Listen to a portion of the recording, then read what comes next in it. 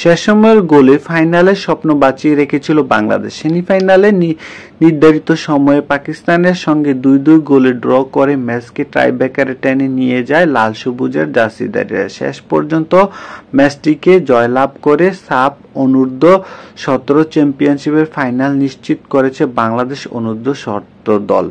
Knock out ম্যাচে জয় পেলেই final নিশ্চিত বাংলাদেশের যুবকদের।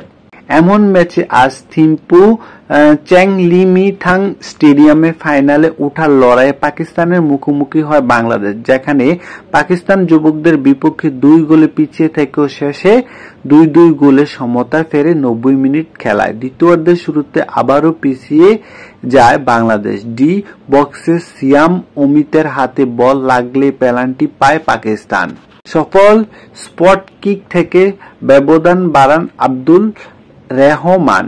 পিছিয়ে পড়ে কৌশলে পরিবর্তন আনে কোচ সাইফুল বারী। বদলি ফুটবলার মিঠু চৌধুরী ব্যবধান কমান। আর ইনজুরির সময়ে মানিক গোল করে ম্যাচ নিয়ে যান টাইব্রেকারে।